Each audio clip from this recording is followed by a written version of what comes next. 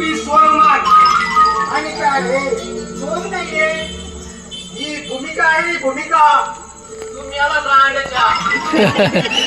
सोन्या पानपानांना फी सोडून झालाय हे काय घालून आलाय रायशीच्या भावा जुन्या जमान सोने कपडे काय वाटत तुझ्या साफ चूक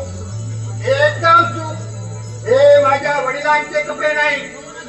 या आज सातार वाढाव्या येरगाव गावातील स्वराज्याचा शिलेदार या जबरदस्त ऐतिहासिक गाठपातील शिलेदाराचे कपडे आहेत अरे नाटकाची जाहिरात व्हावी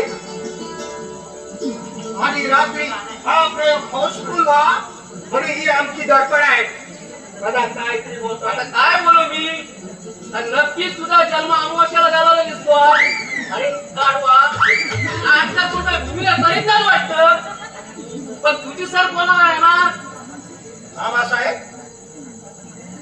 रात्री मी नाटकाचा नायक आहे हिरो आहे हिरो आणि आणि स्वराज्याचा शिलेदार आणि माझी नायिका हिरोईन अरे बापरे आईच्या आईला त्या गिरीश पांचाला सांगितलं होतं नक्की बघायला आईला अजून कुठं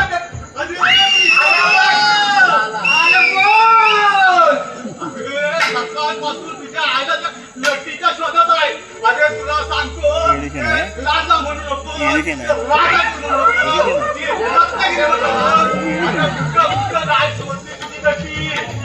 आईला कुठंच नक्की भेटली नाही काय म्हणतो अरे काय करू काय नाही आता आणि काय करू अरे पण आता नक्की शोधू कुठं पैसे अरे हा एक आहे काय एक आहे शिल्लक काय म्हणतो बोललं काय 5 लाख नाही आहे एकच आहे तू थांब तिला बघतो आणि जर ती का नाही म्हणाली तर तिच्या आईला बीच पिशा काढतो आईला लोक 5 महिन्याची घरवारी म्हणाली तरी जाते आईला मी तुझं नाटक काय थांबायला गेला नाही बघ करायचं म्हणजे करायचं अरे ते सोनूचं नाटक आहे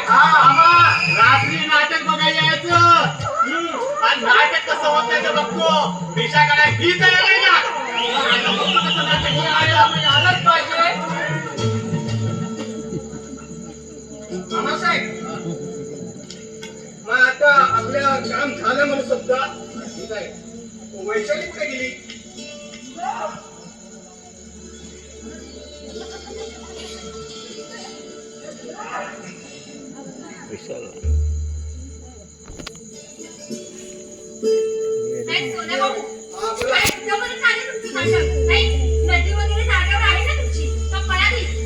अहो 50 एखादी असते वैशुताई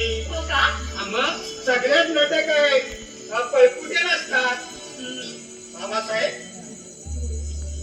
आपल्यासारख्या वयोवृद्धाला मुद्रा करून आम्ही पुढच्या मुक्कामी कूच करतो खामोश मगरूर खाना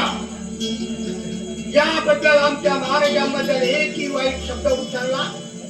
तरी ही जबान कापूर तुम्हाला दारूखान्यात पाठवून देईल दारूखान्यात नाही दवाखान्यात हा मला म्हणायचं होतं जनानखान्यात बोला ना